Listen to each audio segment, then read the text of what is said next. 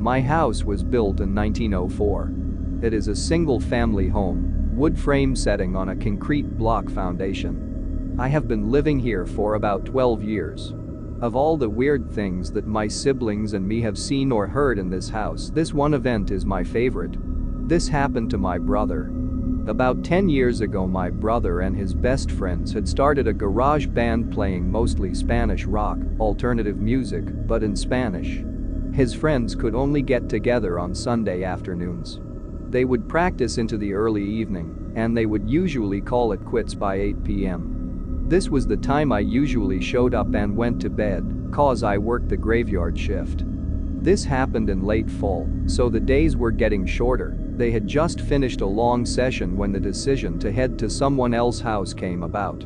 My brother handed his car keys to his buddy so they could load up the equipment.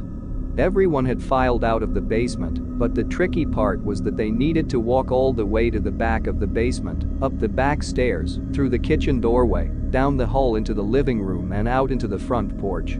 Everyone was outside sitting in my brother's truck waiting for him. My brother was walking up the back stairs when he remembered that he had left his pancakes in a to-go container sitting on a speaker in the basement.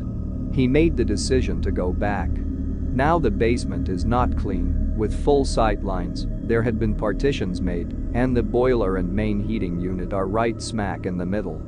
So after my brother walks back, he is about to retrieve his food container when out of the corner of his eye he sees it. It is a shadowy figure right at his peripheral vision. This feeling of dread and uneasiness washed over my brother. We had been taught that if you are in the presence of a spirit or ghost and you felt a bad vibe, to say quick prayer or to cuss at it. My brother chose the latter. He basically just told it, "Hey, fuck you, I don't have time for this shit." My brother started to walk to the back of the basement and briskly up the stairs, closing doors and turning off lights as he was walking out. The last light switch is on the opposite side of the front door. Luckily the door was open, and the light from the street lamp was flooding the living room with its amber light. My brother said he felt something at his back, but at no point did he turn around. As he flicked the last switch, the living room went dark, as did rest of the house. As he stepped out, he pulled on the door, closing it behind him. Still holding his food container in one hand, he jogged down the few porch steps. He walked towards the front gate. Our house resides far from the main street, essentially having a large front yard but no rear garage.